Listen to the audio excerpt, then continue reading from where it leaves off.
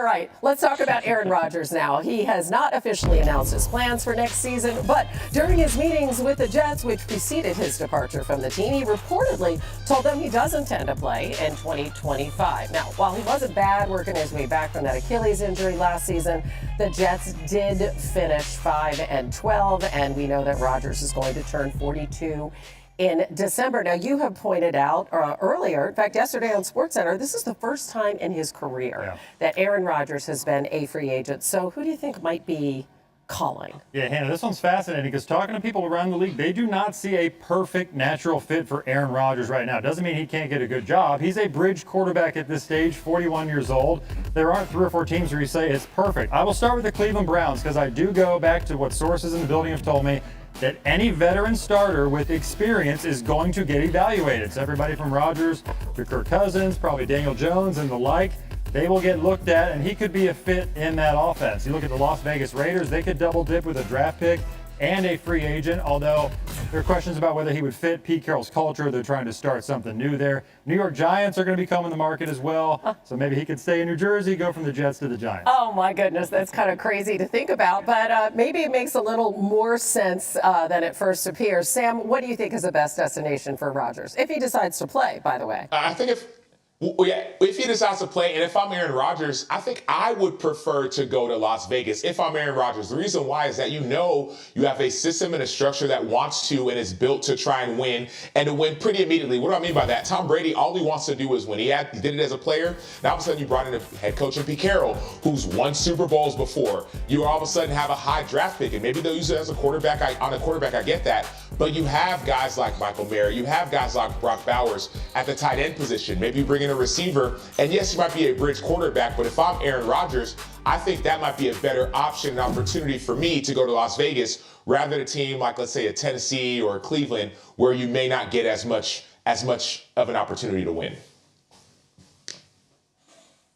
Yeah, I wonder, this sounds a little weird, so hear me out for a second. What about the New York Giants, the team Jerry mentioned a moment ago? I know obviously not close to winning necessarily, but that defense played very well the first half of last season, especially with a pass rush. And I think the 2 things for Aaron Rodgers you want to see a left tackle, and they have that in Andrew Thomas, a very good player, and you want to see an offensive coordinator, a play caller who has success building offenses around other people in years past. You saw it, Brian Dable got Josh Allen going in Buffalo, took him to the next level. Daniel Jones, almost a victim of Brian Dable's success what he did the first year in New York. Certainly you want to have an offense that plays to Aaron Rodgers' strengths. He's going to protect the football. He's going to make a few plays out of structure, not as much as he's done in years past, but I think an offense with a coordinator who has experience with different kinds of quarterbacks, building that kind of offense, I didn't think it's crazy to think Aaron Rodgers could stay in New York and maybe stick it to the Jets, who decided to let him leave after the season. You know, it wouldn't be that unusual for him to do something like that.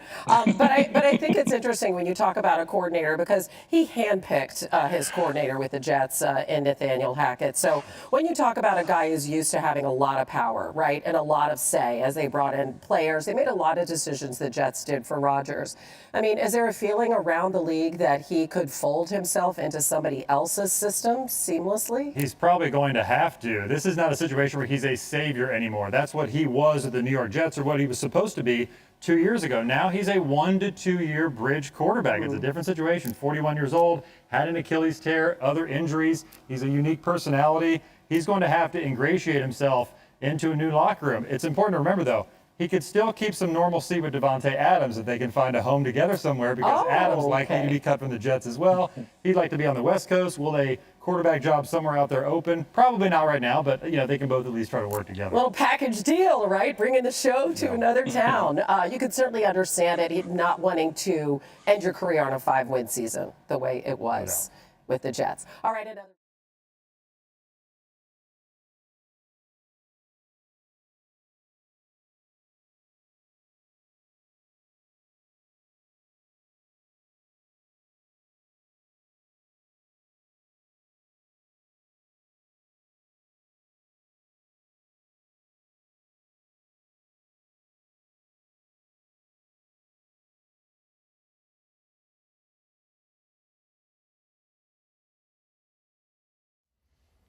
How's it going, everybody? Villa Sports Network here. Just want to thank you guys for your support on the channel. Thank you guys for watching the video. Hope y'all enjoyed it. Also want to kind of remind you to don't forget to leave a like on the video, subscribe to the channel, and leave a comment on the video if you like as well. But regardless of the fact, thank you again for your support, and hope to see you on the next video.